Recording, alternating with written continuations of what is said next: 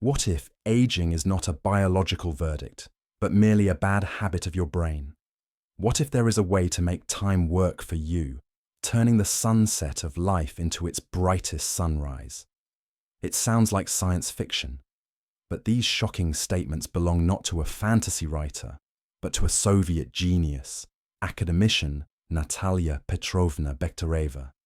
This is a woman who dared to look into the deepest secrets of the human brain and returned with answers capable of overturning our understanding of life and its finale. Natalia Bekhtereva is a name that was shrouded in a veil of secrecy for decades.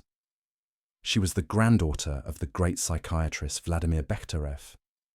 It seemed she was born for great achievements, but fate dealt her a crushing blow. In 1938, her father, an engineer and inventor, was declared an enemy of the people and deprived of his life. Little Natasha, along with her sister and brother, ended up in an orphanage with the stigma of being children of traitors. It seemed like the end, but it was there, at the very bottom, that her character was hardened. She did not just survive. She vowed to solve the main riddle of the universe hidden inside the skull of each of us. Decades passed, and the former orphanage ward became one of the most influential neurophysiologists on the planet, the founder and head of the Leningrad Institute of the Human Brain. She implanted electrodes into the brains of living subjects, studying the nature of genius, memory, illness, and emotion. It was she who came to a conclusion that today seems both simple and revolutionary. Old age is not the decaying of the body, but a state of mind that we choose ourselves. Her research proved that our brain possesses an almost limitless resource for renewal, and only we decide whether to use it or allow it to sink into suspended animation. So why do some people at 80 years old write books, study languages, and travel the world, while others at 60 turn into a faded shadow of themselves, prisoners of their own diseases and memories? Genetics, finances, lucky circumstances. Bekhtereva argued that all of this is secondary. The main key is hidden not in the wallet and not in the medicine cabinet, but in how we use the most powerful computer in the universe, our own brain. She was convinced that old age can and should be happy, active, and filled with meaning. But for this, one must know the rules of the game established by nature itself. And the first, most important rule is violated by almost everyone as they take a step into the abyss immediately after receiving their pension certificate. This was only the first, but the most insidious blow that the majority inflict upon themselves. This insidious blow, about which Bekhtereva warned, has a very specific name: retirement. In our culture, it is customary to pronounce this word with a sigh of relief. Well-deserved rest, the golden time, freedom. For decades, a person works, dreaming of the day when they no longer have to get up by the alarm clock. And then, this day arrives. But instead of heavenly pleasure, it brings with it a deafening silence, a great emptiness that sucks you in like a black hole. Natalia Petrovna called this the most massive and unconscious trap for modern man. One of her acquaintances once called retirement vacation for pensioners. Bekhtereva agreed that calling retirement a vacation is a good idea, but the problem is that most people have no idea what to do with all this time. Imagine, yesterday you were an engineer on whom the launch of an entire project depended, a doctor saving lives, a teacher shaping minds. But who are you today? Your social role, built over years, evaporated in a single instant. The phone is silent, former colleagues call less and less often, and children and grandchildren have long had their own lives boiling with cares. For the first few weeks, maybe even months, the euphoria of freedom still holds. You can catch up on sleep, watch all the TV series, finish small chores around the house. But very soon, the days merge into one endless grey Monday. a person finds themselves in a vacuum. Old friends, if they are still around, are also immersed in their own problems. Finances often do not allow for trips around the world or starting a new business. And that is when a terrible, poisonous thought begins to creep into the mind. What if this is it? The end. Life has been lived, and ahead lies only slow withering. It is at this precise moment, as Bekhtereva asserted, that a person makes a fatal mistake. They agree with this thought. They accept a new program, a program of completion. Problems always originate in one's own head, Natalia Bekhtereva emphasized. A person forms an idea of old age, of how life comes to an end, and so it happens. This is not philosophy and not esotericism. This is pure neurophysiology. The brain, having received the stop command, obediently begins to shut down all life processes. But no one even imagines what a merciless and rapid mechanism of self-destruction is launched at that moment in the depths of our consciousness. The brain, deprived of tasks, turns from our best friend into our cruelest enemy. And this enemy is merciless because it knows all your weaknesses. It has lived with you all your life. It is your own brain. The shocking truth that Natalia Bekhtereva revealed to the world lies in a simple but terrifying law of survival. The brain does not tolerate emptiness. It is the most energy-consuming organ in the body, a constantly running processor that simply does not know how to be switched off. And if you do not give it an external creative task, it immediately finds an internal destructive one. It literally begins to devour itself and its carrier. Bekhtereva used a murderously accurate image for this process. As soon as there are no tasks, the brain itself starts to dig, literally excavating a grave for itself. Imagine a powerful excavator that was ordered to stop in the middle of a field, but its engine is running. The bucket craves action. What will it do? It will start digging right underneath itself, first a small hole, then deeper, even deeper, until the entire giant machine collapses into the abyss it dug itself. Our brain acts exactly the same way. What is this pit? It is our fears, old grievances, regrets, and most importantly, illnesses. Left without work, the brain switches into the mode of a hypersensitive scanner. It begins to listen to the body with manic attention, a slight tingling in the side. It immediately finds a dozen fatal diagnoses in its database. Occasional forgetfulness? These are the first signs of dementia. It turns minor ailments into harbingers of catastrophe, forcing the person to live in eternal fear and anticipation of the worst. It digs out of memory all the hurtful words said to you 10, 20, 30 years ago and forces you to relive them again and again, filling the present with the poison of the past.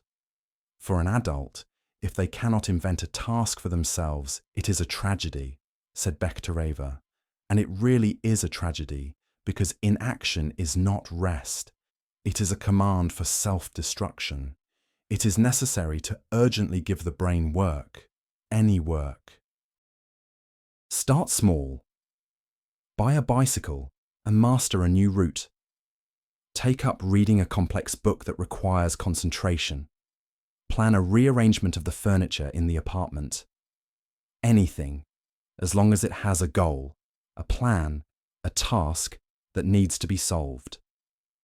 As long as thinking resources are aimed at solving external problems, everything is fine.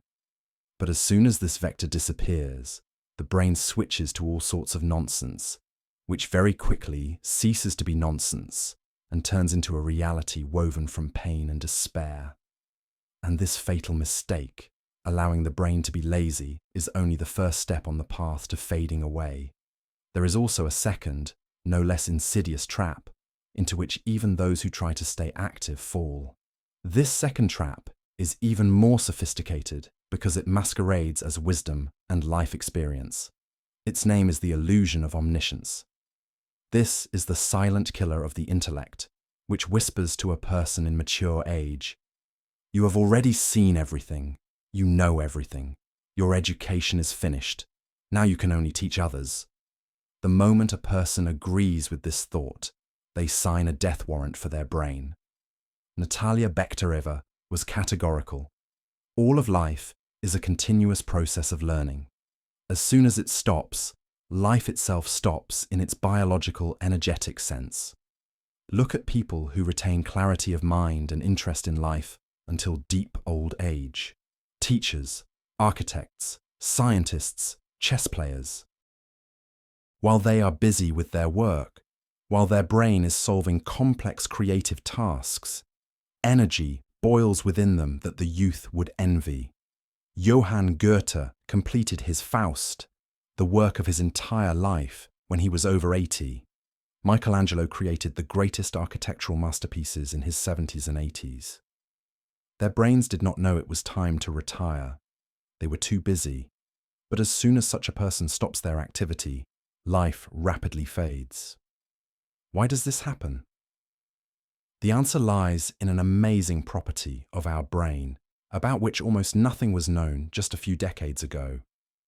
This process is called neurogenesis. For a long time, science lived with the dogma that nerve cells do not regenerate. But research, including the work of Bekhtereva's team, proved the opposite. Our brain is capable of creating new neurons, and more importantly, new neural connections throughout life. This is that very physiological elixir of youth. Every piece of new knowledge, every fact learned, every skill mastered is literally the birth of a new particle of your brain. When you learn a new language, completely new roads are paved in your head. When you figure out how a new gadget works, new sparks flare up between neurons, creating strong bridges. This process rejuvenates the brain at the cellular level, making it flexible, fast, and adaptive.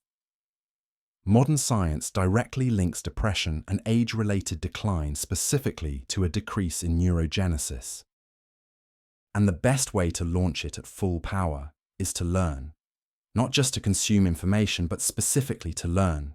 To strain your convolutions, to master the unfamiliar, to challenge yourself. Do not give up on life. Learn anything, but learn, urged Bekhtereva. However, another devilish trick is hidden here. Millions of people in mature age pick up a book, solve a familiar crossword puzzle, or watch an intellectual show, being absolutely sure that they are training their brain. But at this moment, the brain is not working. It is sleeping, using long memorized automatic templates. This is not training, but an imitation of it. To understand this difference, Natalia Petrovna cited a simple example. Each of us today knows how to read. We do it as easily and naturally as we breathe or walk. Compared to a person who lived 4 or 5 centuries ago, for whom reading was hard intellectual labor, we are real Olympic champions of reading. But therein lies the trap. When we do something so qualitatively and frequently, the brain automates this process so as not to waste precious cognitive energy.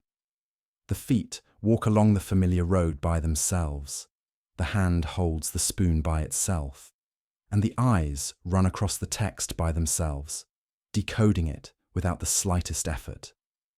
From the application of old habits honed to automatism, the brain does not develop. It simply uses what already exists. Imagine that you walk to the park every day along the same route. Will your strength and endurance grow from this? No. You are simply maintaining minimal activity. Real training begins when you decide to run 100 meters more, go uphill, or do a set of exercises. It is the same with the brain. Mindless, automatic reading is just a walk in the park. The eyes glide over the lines, but the mind wanders somewhere far away. This is just an imitation. They take a book in their hands, imagine themselves as intellectuals, but the brain is not working, Bekhtereva noted with irony. So how do we wake up this sleeping giant? How do we turn imitation into real weightlifting for neurons. The method offered by neurophysiology is brilliant in its simplicity. It can be called the method of the conscious pause. While reading, watching a movie, or studying something new, you simply need to stop, close the book, pause the video, and ask yourself just 3 questions. First, what did I just learn? And it is mandatory to answer it in your own words, not the book's. Second, what thought here is the most important and interesting? And third, what conclusion can I draw from this for my life? Now, this is no longer imitation. This is thinking. At this moment, you force the brain not just to passively perceive, but to actively work, extract information from short-term memory, analyze it, separate the main from the secondary, and integrate it into your own picture of the world. It is at this moment that magic happens. Those very new neural connections are born. But this universal law of automation, which turns useful reading into a dummy, is a double-edged sword. And its second side is much more dangerous. After all, with the same terrifying efficiency, our brain knows how to automate not only skills, but also our darkest thoughts. The law of automation, which turns useful skills into unconscious habits, is indeed a stick with 2 ends, and its second, dark end hits much harder. With the same inexorable efficiency with which the brain learns to read or drive a car, it learns to suffer. Natalia Bekhtereva claimed that we ourselves, with our own hands, build neural highways in our heads, leading either to happiness or to despair. We literally concrete over our fears and dig canyons for negative thoughts until they become the only possible route for our consciousness. Imagine that your brain is a dense, impassable forest. When you have an anxious thought for the first time, it is like one person making their way through the thicket. They leave behind a barely noticeable path of trampled grass. If you return to this thought a second time, you will most likely go along the already trodden track. It is easier that way. After the 100th repetition, this will already be a well-beaten path, and after several years of constantly returning to the same grievance or fear, this path will turn into a wide, high-speed highway. The brain no longer needs to exert effort. It will automatically slide onto this familiar road of negativity itself. This is not just a beautiful metaphor, it is a description of a real physical process. Every time we replay bad memories in our heads or worry about the future, we force a certain group of neurons to activate together. And the main law of neuroplasticity states, neurons that fire together, wire together. The connections between them become thicker, faster, more effective. We train our own brain to be unhappy. This mental chewing gum, as Bekhtereva called it, is not a harmless habit. It is a daily dose of poison that physically changes the structure of our brain, turning it into the perfect instrument for generating pain. But here is the main and most encouraging news that scientists have left us. This law works both ways. Just as we dig canyons of despair, we can pave roads to joy. The solution here is both simple and complex. The best option is not to think about the bad. By thinking about good moments, goals, and positivity, we thereby strengthen these neural pathways. Every time you consciously stop the flow of negativity and switch to something bright, you throw the first stone into the foundation of a new, happy road in your brain. These are nothing more than 2 different approaches to life, and the choice is always ours. One person looks at the rain and sees gloom and longing. Another, at the very same moment, sees how nature breathes and enjoys the long-awaited coolness. You are the chief architect of your inner world. You decide which neural pathways to strengthen and which to allow to overgrown. Understanding this law is the key to managing your life. But how do we use it every day when the old dark canyons beckon with their familiar destructive melancholy? For this, there are very specific rules and techniques. So, how in practice do we break out of the familiar dark canyons of thinking and and start paving new bright paths. Natalia Bekhtereva argued that one must start with the most important thing, with a ruthless break with the past. The first and most characteristic mistake of people of mature age is living in a golden cage of memories. They constantly replay the mantra in their heads. But it was better before. The sun was hotter, the food was tastier, and people were kinder. Undoubtedly, before you were younger, healthier, and full of strength. But the constant comparison of the present with an idealized past is a toxic poison that poisons your every single day today. This feeling is called regret, and regret is a powerful negative emotion that leads straight to melancholy and despondency, strengthening those very destructive neural connections. Bekhtereva advised, if you are going to remember the past, then only those moments when you were truly happy, not to mourn their loss, but to fill yourself with that positive energy and bring it into the present day. Refuse the role of the keeper of a bygone era and become an active creator of your present. The second step is exiting social isolation. Loneliness is the main catalyst for a suicidal brain. When you remain alone with yourself, without external stimuli and conversation partners, the brain immediately begins its destructive work of digging a pit. Therefore, it is necessary to urgently seek new social circles. This can be anything: gardening courses, a knitting circle, literary evenings, choral singing. Such associations are not just a way to pass the time. They are powerful centers for restarting life, where you can move, exchange experiences, interact with new people, and, most importantly, receive a constant influx of new information and impressions. And the third, simplest but incredibly effective piece of advice is the daily hacking of routine. Our brain is lazy. It loves to walk beaten paths to save energy. Your task is not to give it this opportunity. Start with absolute trifles that require no cost. Give up familiar routes. Instead of going to the familiar shop near the house, go to the one on the opposite side of the street. Return home not along the central avenue, but through unfamiliar courtyards. Every such small exit from the comfort zone is a powerful shake-up for the brain. It has to turn off the autopilot and turn on the active observer mode, memorize new turns, analyze the new environment, absorb new visual and auditory images. Your brain, like a sponge, absorbs any new information, not just what is written in books.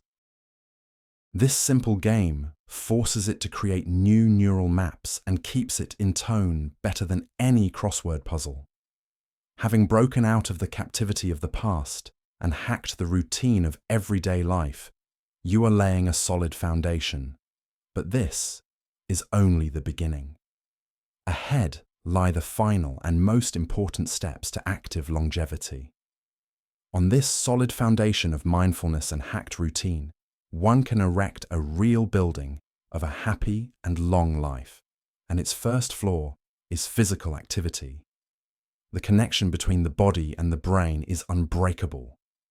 Even if you do not want to move at all, it is necessary, like Baron Munchausen, to pull yourself out of the swamp of apathy. Start moving, and energy will appear in the process. Sign up for a swimming pool, take up Nordic walking, or simply start tending to flowers at the summer cottage. Connection with nature and moderate load work wonders, saturating the blood with oxygen and triggering the production of joy hormones. The next step: crush the main barrier that separates you from the modern world. The fear of technology. Refusing to learn a new smartphone or washing machine is a voluntary decision to lock yourself in the past. Do not be afraid to seem incompetent. On the contrary, turn this into a point of growth and bonding with loved ones. Ask your grandchildren to explain functions you do not understand. This process will not only open up new opportunities for you, but also build a bridge between generations that is much stronger than shared memories of the past. You will give them a chance to feel needed and knowledgeable, and you yourself will receive the key to a huge world of information and communication. Of course, one should not forget about the classics of the genre and intellectual games: solving crosswords, playing chess or checkers, mastering new board games. All these are wonderful trainers for logic and memory. They force the brain to build strategies and look for non-standard solutions. Gather a company of friends or play with relatives. It is not only useful, but also incredibly exciting. After all, excitement and the spirit of competition are also powerful stimulants of brain activity. Expand your horizons. Visit city parks, museums, exhibitions, and theatres. Walk along streets you haven't been to for a long time and see how they have changed. Do not fence yourself off from the world with the walls of your apartment. It is full of beauty and new impressions, which are the best food for your brain. And finally, the most important secret that Natalia Bekhtereva left as a legacy to us all. It lies in one word: goal. As long as a person has a goal, their brain works in creation mode. Retirement is the ideal time to finally do everything you didn't have time for before. Write memoirs, learn to draw, master a musical instrument, plan a trip to a neighbouring city. It doesn't matter how big this goal is. What matters is that it exists. Do not be discouraged, even if your capabilities are limited. Remember, the main engine of life is in your head. Old age is not a diagnosis and not a finish line. It is merely new rules of the game in which you can and must become the winner.